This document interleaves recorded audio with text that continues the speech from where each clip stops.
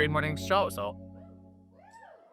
So if you have never been before, we do this here every third Friday. It is also happening simultaneously, well, not simultaneously in all of these, but it's happening over the month in 244 chapters around the world. So we are part of a global Creative Mornings community. And every month we all find a speaker in our own community to speak on the same global theme, which this month is parallel. So the double checking my notes. The theme was chosen by the Kuala Lumpur chapter in Malaysia. And they always find a local illustrator, in this case, named Ollie. And if you go on the Creative Morning website, you can learn more about the chapter and the theme and this illustrator. Also, just to thank some of our partners, our global partner is Adobe. They recently signed on to sponsor Creative Mornings globally, all 240 plus chapters.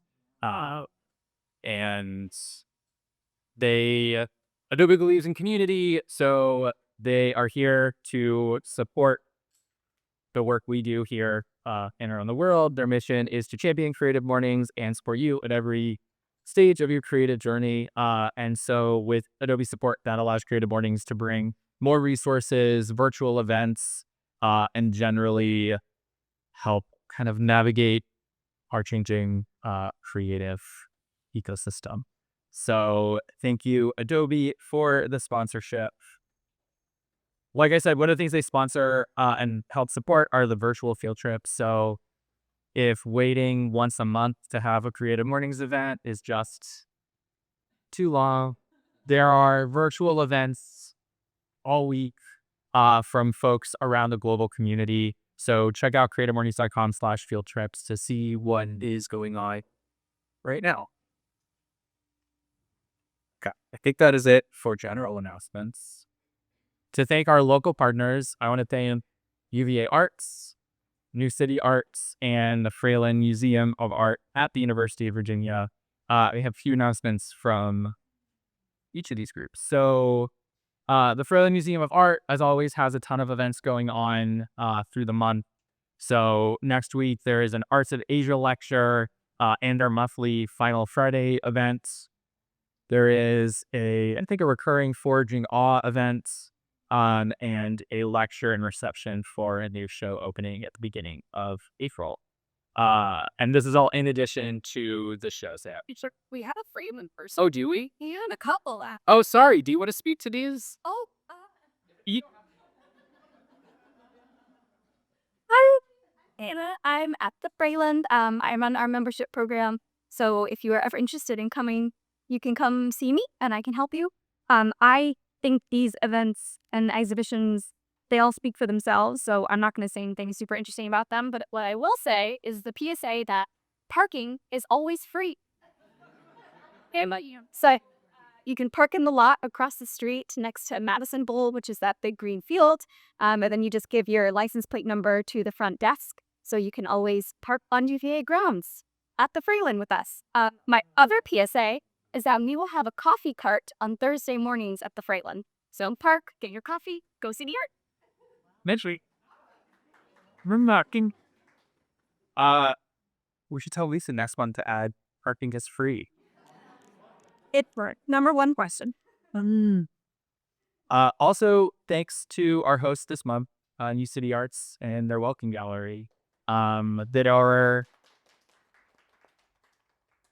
an ongoing local partner, but also a recurring venue, which we're very thankful for. And so a couple things we want to shout out from Open Gallery. One is the show that we are in the middle of right now from Some, who was also our November speaker. So somebody, do you want to say anything about the show? Sure. Hi, everyone. This is my show that's currently up. I'm investigating a lot of conventions and concepts of home and also of childhood and kind of like personal practice and rumination. And so that's kind of like what is on display here. I think one of the major things that I would point out is a lot of the texts and poems come from my dad, who also has a poetry practice that he keeps kind of to themselves. And so that's something I would encourage people to engage with if you have an interest in poetry. It kind of like is something that's relevant to me as a person exploring home and family memory, like tying both my experiences and my dad's like long-lasting family experiences within the same place. So that's kind of like a fun fact about the exhibition. It will be up until the 26th, I believe, and feel free to let me know if you have any questions.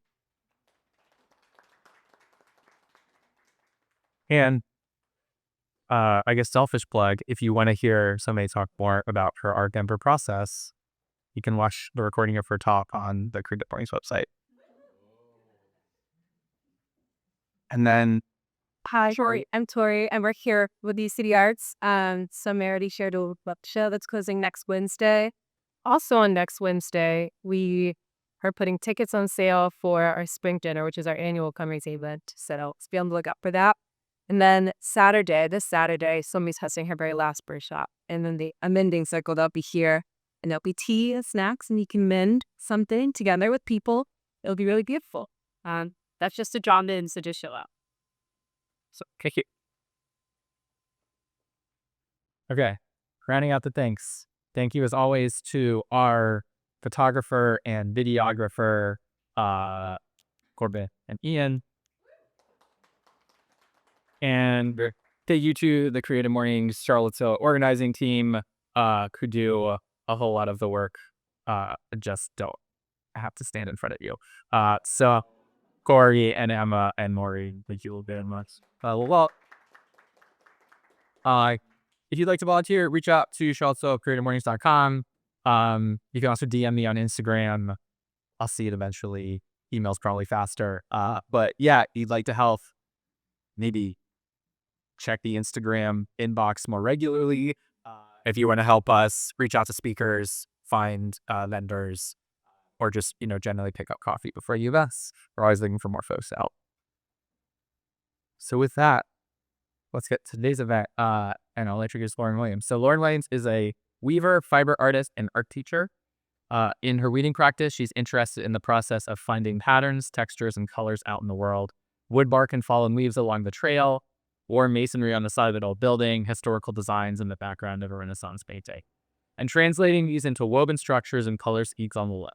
She's particularly interested in exploring the duality inherent in textiles as an artistic medium, creating both woven artwork as well as functional home goods that are used as part of everyday life. So join me in welcoming.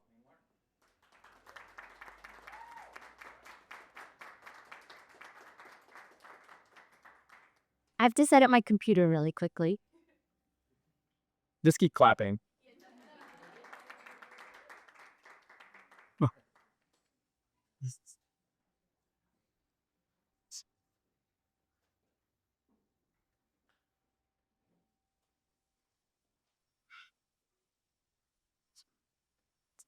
They're awesome. Awesome. Hi, everyone. My name is Lauren. Thanks for having me. I'm gonna start off with a quick anecdote. I work at an elementary school. I'm an art teacher. This is a really great image. Really stuck to the uniform. And recently in one of my second grade classes, I had this like wonderful day where there was just like this energy and this buzz where all the kids are working on, their own projects. And it just felt like the best part of being a teacher, where everyone's sort of motivated by their own things. And I hear over, a few tables away, I hear the second grader say to his classmates, the person he's sitting next to, he says, "Wow, like, I love that. It's amazing." And the second grader, whose artwork it was, responds in like this just amazing, nonchalant, confident way. He's like, "Well, yes, I'm an artist." And so I share this anecdote because I'm borrowing some of this second grader's confidence today in giving this talk. Remind myself, I'm an artist, easy, no problems. And I think that continues to be sort of like a way of channeling that spirit, that time where before you become sort of self-doubting and self-critical, where you could just claim the identity. Gonna attempt to do that a little bit today. Um, because I will admit that even when Jeremy asked me, I was like, oh, I can talk all day about a lot of other things, but I've got my own personal work. That's scary. Um, or at least invites like some nerves that don't always happen. So, um, I've been thinking a lot recently about the way I really got into weaving, which is my primary practice right now. And I've been sort of repeating this origin a few times recently. I just had a show here, and so I've talked about this a lot recently. Of my first weaving class, I was at the School of Art Institute of Chicago. Um, I was getting my master's in art education getting my credential to be a teacher.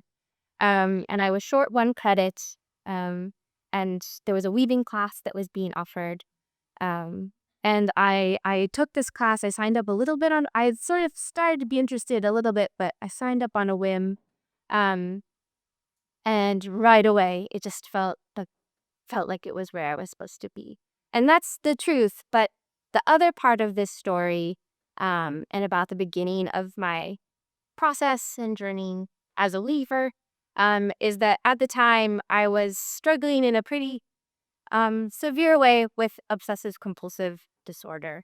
My life was a lot run by sort of these like repetitive acts controlled by it in a really difficult way. And what I found um, in the art classroom, in the weaving classroom, was that there was this, I felt safe.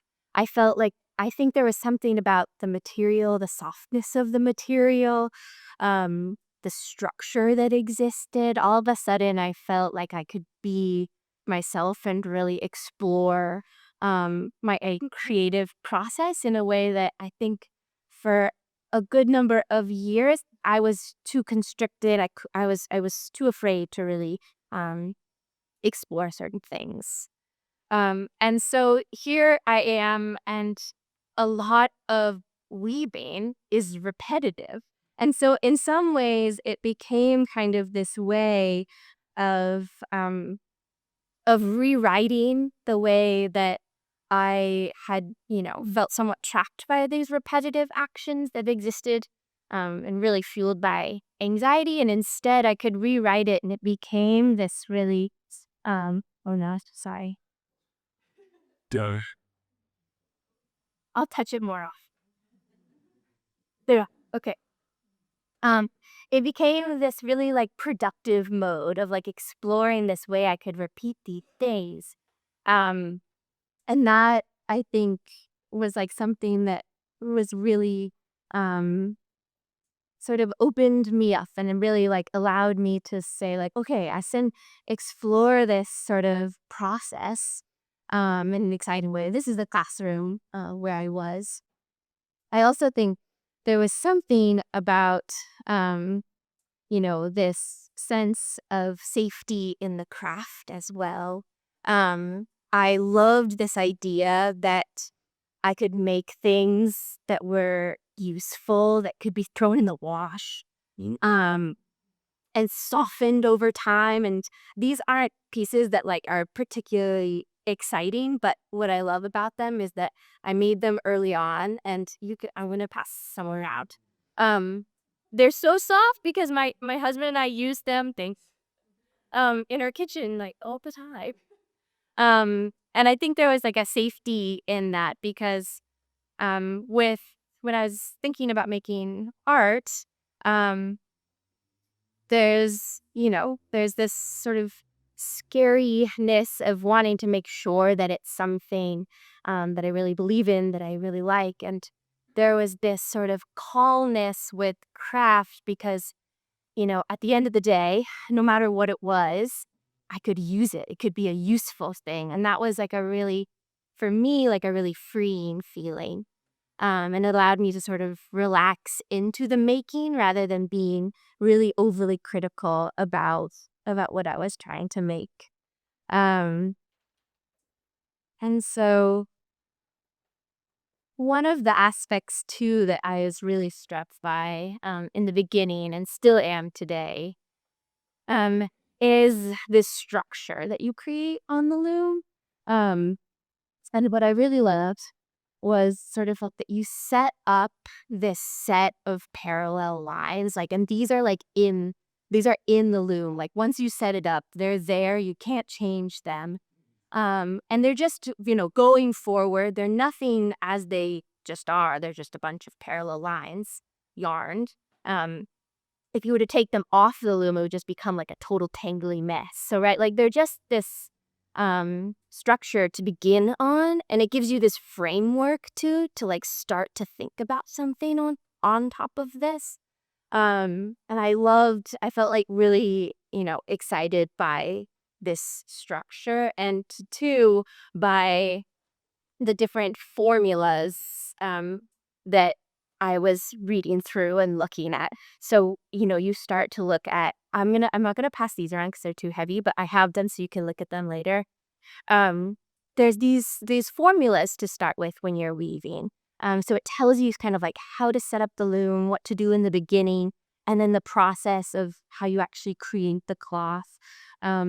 It's kind of like, in some ways, an equation. It makes me think about why maybe I liked math as a kid. Like you get this equation and you plug everything in and then you could get an answer. It felt sort of like this, making in this way. Um, and, I think this sort of recipe, there's actually one of these books, she calls it a recipe book, but they are sort of like recipes. I just really felt at home at, and it felt like a place where I could really start to explore. Um, so I um, I finished my graduate studies and got my teaching credential. And this was the first year I was teaching, and it was also COVID. So it was a crazy first year to be a teacher. Um, I taught for a few months in the classroom, but then of course my classroom moved online. Um, and what the challenge that I was presented with, and all teachers was sort of like how all art teachers, how to start to create lessons that a student can do at home with no supplies. So which is like a crazy sort of thing, and also you get like less sort of interface. So one of the first lessons that I had my kids do was, um, I was like looking around my teeny one bedroom, Chicago, like 400 square foot, Chicago apartment. And I realized, like, as I started to like look closely at things, that there are all these like cool details that I hadn't really noticed. And so the lesson that I gave to the kids was to like look around wherever they were, um, even if it was just their bedroom, and sort of zoom into things to see like what you can find. Because sometimes things can seem, overwhelming or even boring, but once you start to really zoom in, you can see that there's like so many interesting things to look at. And this was just all in just the little bedroom that I was in, that I was teaching from on my computer. And I don't know, I think the lesson itself, it went over okay. But for me, it was very impactful because it sort of started this it started a process for me where I really started looking closely at things, and this looking closely and kind of like zooming in became the source of a lot of my creative work. Um, and so the following year, my husband and I had the opportunity to live in Italy for the year, which was an amazing and insane and difficult, but mostly amazing experience. And while I was there, I decided, I was like, okay, like I really want to look closely, but not just to look closely, but to see how I can find things that can parallel into my weaving practice. So I sort of started to say, like, how can I find these like textures and patterns out in the world? And how can these be translated into a woven structure on the loom? And it became just like this really kind of exciting treasure hunt, or like scavenger hunt, right? Because I felt like I was um, able to really focus in on looking closely and seeing like, oh wow, you know, these lines could be like, some sort of the weft in my weaving. This could be some sort of pattern. Um, and I really continued sort of this process of looking closely and sort of finding, um, I don't for mean for this to be cheesy to say, but there's a way in which once you start to do this, you open up, it's like a sense of wonder. It's like this exciting, like, oh wow, look, this is just the side of a building, but there's this like really cool thing. Right? This is just like some moss that started to grow, but like look at this like yellow that's next to this kind of brownish mauvish white. And I sort of started to see this could be like how I choose my colors and my structures. Um, this could be the way that I decide that, this rust goes next to this orange. Choosing color can be really like a tricky thing. When I was a painter, I felt like I was always just like painting using the whole rainbow, like just felt like every painting was a rainbow. So this felt like a way to sort of channel in a way that was exciting.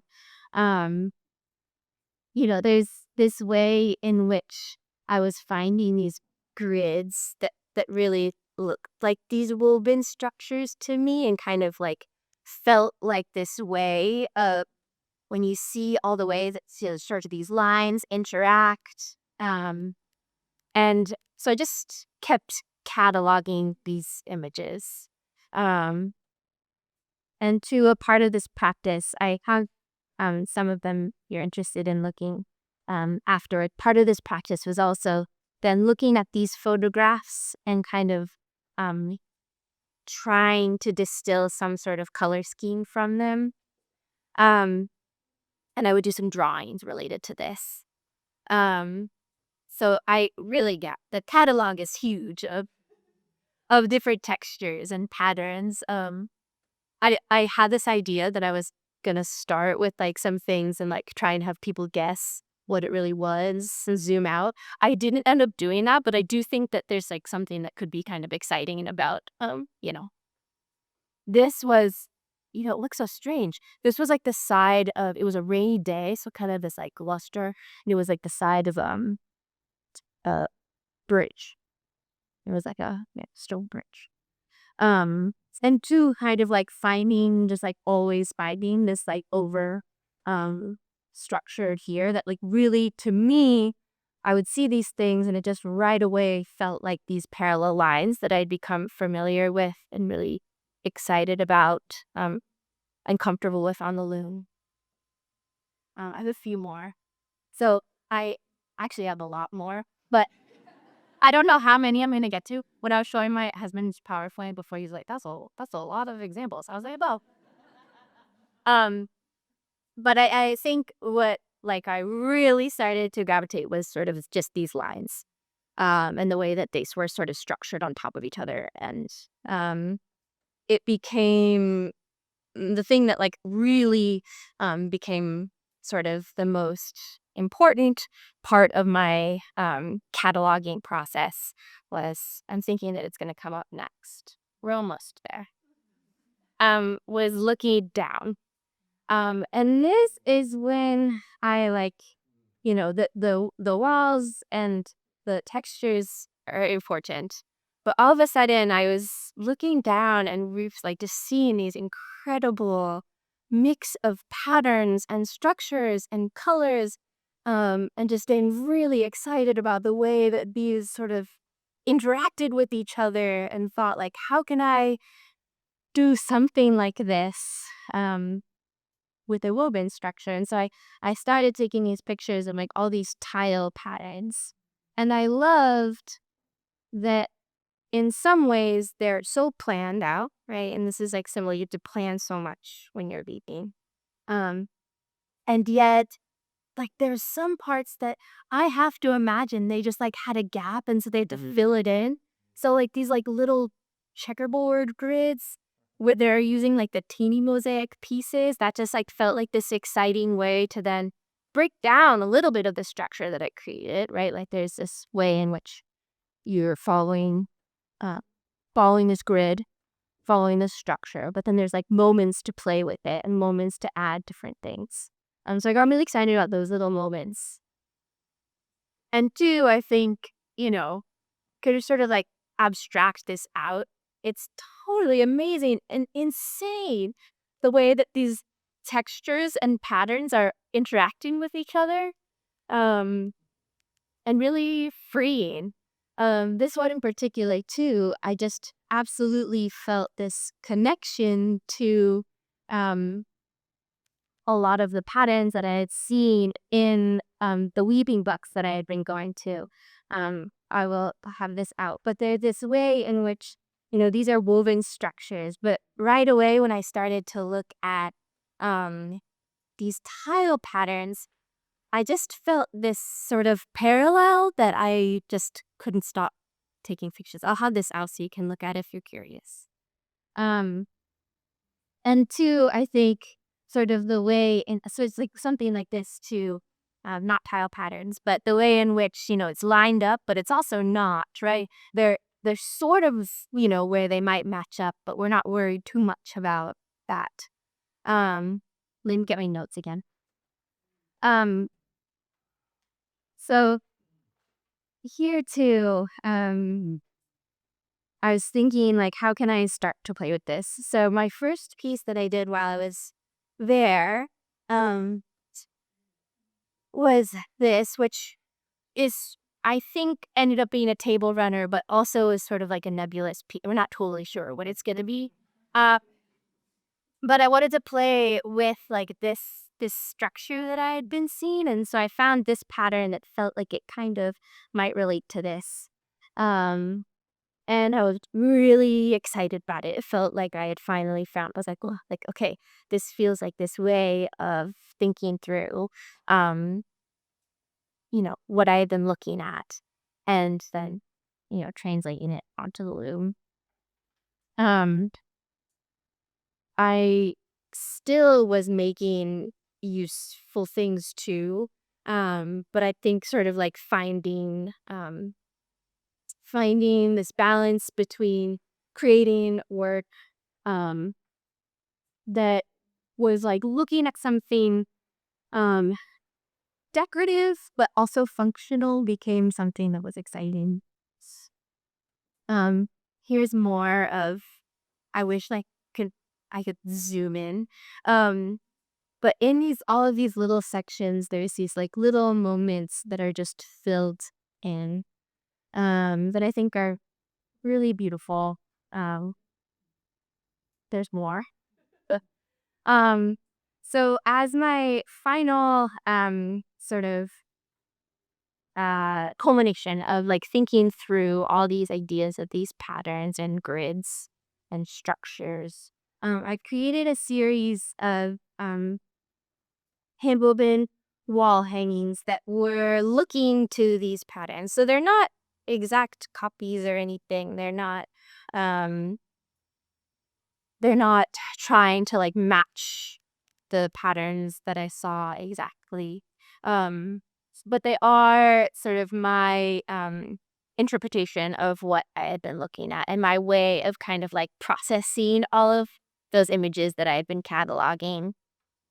And two, I think kind of playing with some of the different color schemes that I had started to collect was like, how can I change the yarn, make this in a way to play with this through these weavings. And I think what felt really exciting about this was that it really did feel sort of like a way of finding these structures out in the world, translating them into my work, but also playing with them and purposefully messing them up sometimes. over here, this was the first one that I did, and I didn't plan out what colors I was going to use as I started, and so it's sort of this experiment, which sometimes works and sometimes doesn't. Whereas for the rest, I like really planned it out before, and I kind of like that tension too of both, having something really planned out and not. That's sort of um the thing goes. So my most recent work is a little bit of a departure from thinking about um these patterns. These were most recently displayed here at UC Arts, and they are coverlets, so like a bed spread. And I was looking at historical designs, and so they're not exactly sort of like thinking about the patterns that I had been collecting and cataloging, but they do still feel in a way like connected to this. Because there is a way that when I'm looking at them, I still see like these grids and this structure. Um, and so this is the most recent work that I've been excited about and working on. Um, I think this is from a traditional weave draft, but when I look at this now, especially like having just gone through and like looking at all the tiles pieces, there feels like there's this exciting connection between the two. Maybe not one that I knew was gonna happen right away, but now that I look at this, I'm like, oh yeah, this is doing that in a way that's exciting.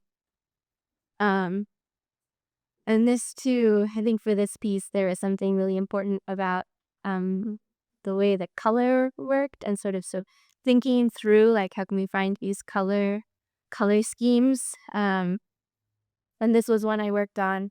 That was the colors were inspired by a few different things, but one was this photograph that I had taken of the sky. So there was the sunset. Um, and it felt like I was able to kind of pick these colors from this source photo. It was also inspired by some paintings, but there was this photograph that I had of the sky that really felt important. Um, this is the last one. This one I don't have a picture of like the final work, but I did kind of like to see the length of things when you take it off the loom. It's like really long. Or it can be. You can put like yards and yards and yards.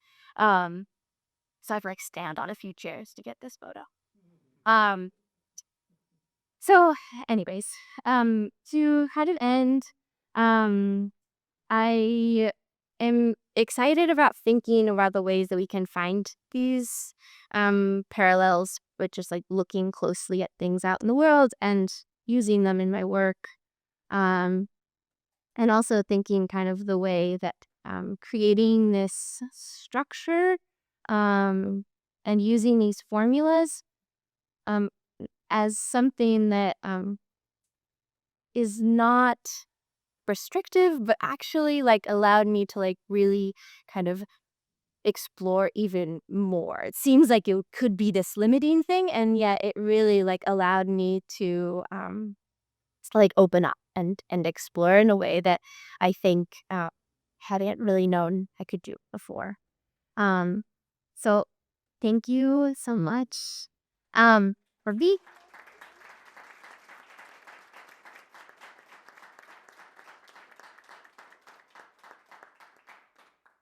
And yes, I'm sure I rambled a little bit.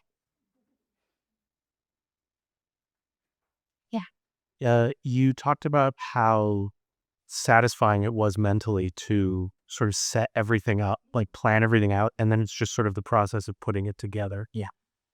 I kind of, the pessimistic part of my mind is like, does that make the mistakes harder? Like if you set all of it up and then you put it together and then you realize you did something wrong way back at the beginning, and it's hard to correct. You had to take everything. Like, is that harder? That's a great question.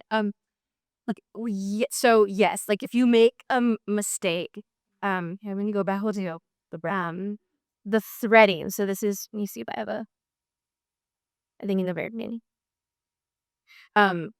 So each one of these like individual things of yarn is hooked up to an individual little thing over here, which is then hooked up to a different shaft, which can rise or become lower.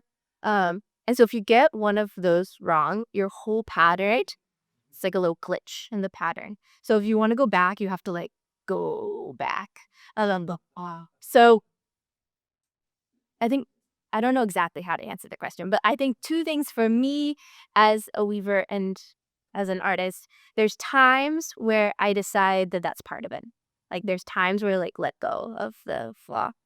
And I think too, like those are the markers of the handmade. Like that's exciting, right? Like it wasn't made by a machine. It was made by me, and I'm not perfect, and my tension isn't always going to be exactly the same. And sometimes, I'll miss something. So I think kind of that, but then also too, the process of like really slowing down.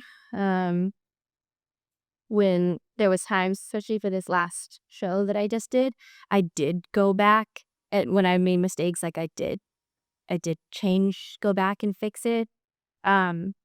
Which too, in some ways, like that felt like part of the process.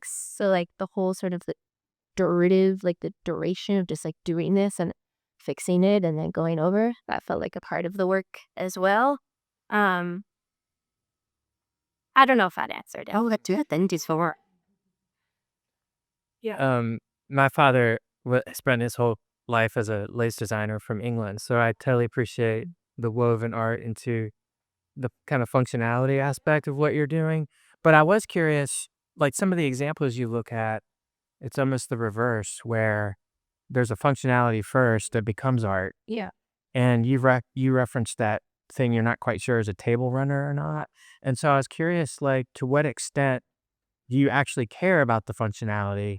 Or are you willing to let that go Yep. at some point? That's a great question. I think in the beginning I was really attached to functionality. In some ways, like because it felt safer, easier to make something that was just going to be useful. So it's like even if I didn't like it as an art object, I could still use it. And so I think in the beginning I was really attached to this sort of notion that it could all be used. But as I continued, there is something when you're making something that's going to be used, like it has to also be useful. So you can't explore as much. You can't like take as many sort of weird creative risks, because if something goes wrong, it's going to be less useful. So I think sort of this back and forth between I think this is something that I'm still thinking about all the time. Is that I really love that I can make a functional object. But I think I also am like starting to think about when you push that a little bit, it allows you to explore a little bit more. So I think it's just for me right now like a constant kind of back and forth and tension. The one that you reference, I'll point out why it doesn't work perfectly as a table runner.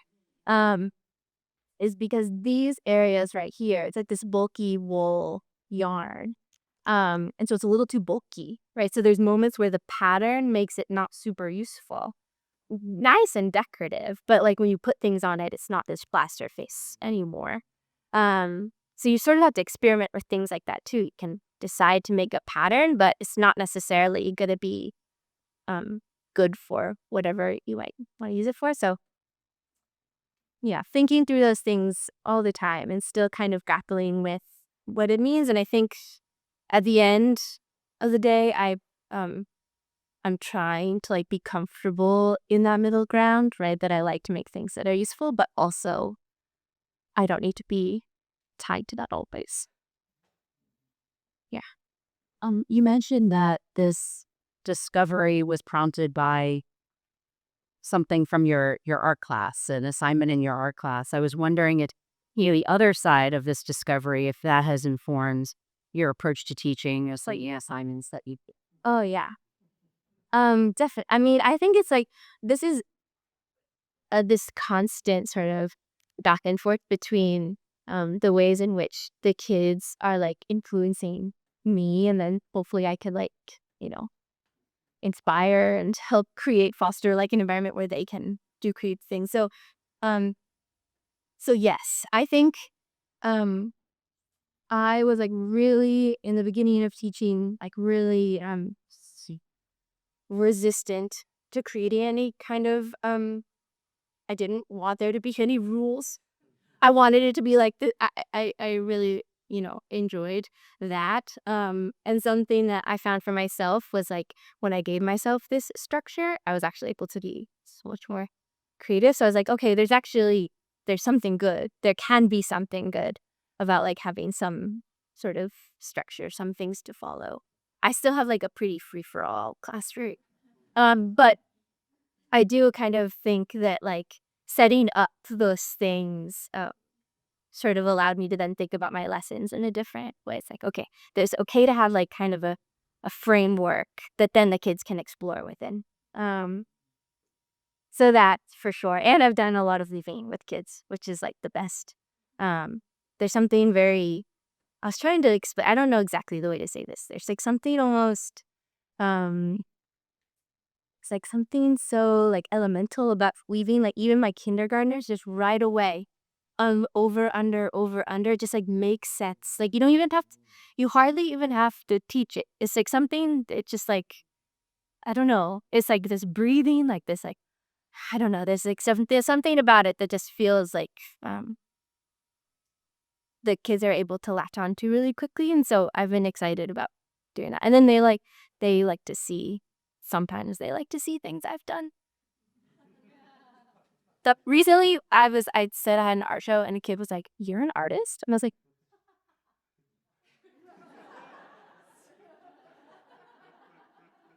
"Just a teacher."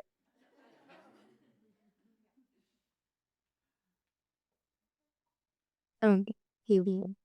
How do you go about adapting the formulas that you have into your work? Yeah, that's such a good question.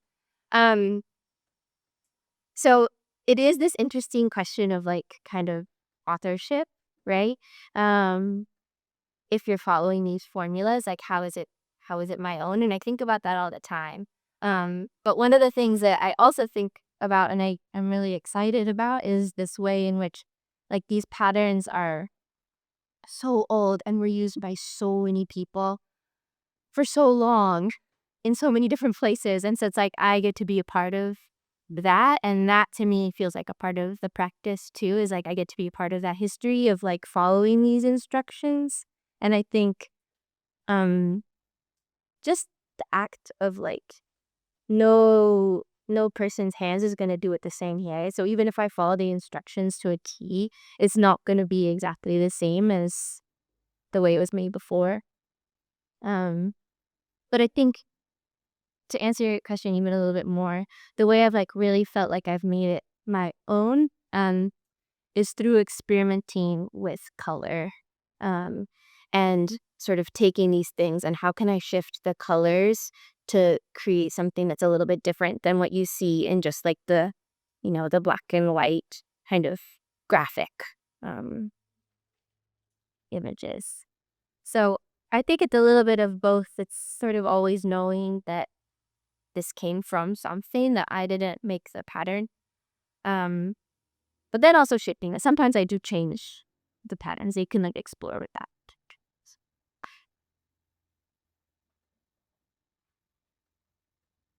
So and then It's like just a practice question of the length of the weaving that comes off the blues and what the process of putting it together. Do you have to cut?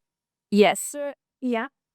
The question was just like about the length that comes off the loom and like if you have to cut things. And so the answer for the most recent pieces is yes. So I would like weave for this one like 3 times the amount and then panel it. So that too is like part of the process. You have to, there's like some math involved. Or I don't know, geometry. of planning out like how much do I need to do, and then how can it match up when I panel them. So yes, and I will say like cutting the woven piece for the first time is totally terrifying because you're just like afraid it's all gonna fall apart. But it's one of the amazing things like about the woven structures that like because you've really locked it in using these interwoven yarns, like it's not gonna fall apart. Which is cool. Maybe one last question. Oh, first I want to make a statement, and that's I wish you were my art teacher.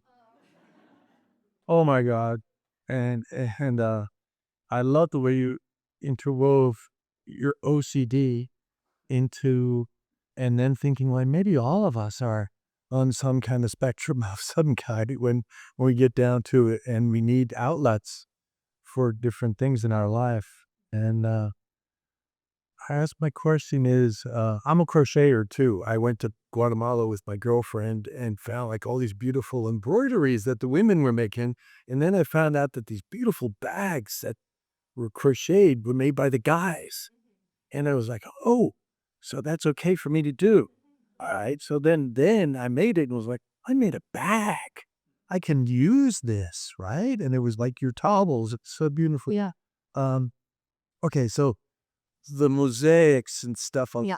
when you looked zooming in, which I thought is a great term because it's so new. We could zoom in on our phones to look at things. But when you're in Italy, did you like try to track down any of these people who made these amazing things and then just went, so did you really just fill that little spot in with something that you had left over? That's a great thought and machine. No, I mean, I think I wish, I think so many of them are so old, that these are from hundreds and hundreds of years ago. And so I'm sure, there's part of me that does like want to research kind of more about how they're made. But in terms of like, the people that made them are long gone. But there is like a way that I think it would be cool to learn more about, how purposeful or not those little things were, like the filling in the gaps. But two, I think it's okay to kind of, we see things all the time, and I was taking it in this way in this moment, and that feels worthwhile too. Like it's okay that I don't know exactly the origin of that. Thank you so much.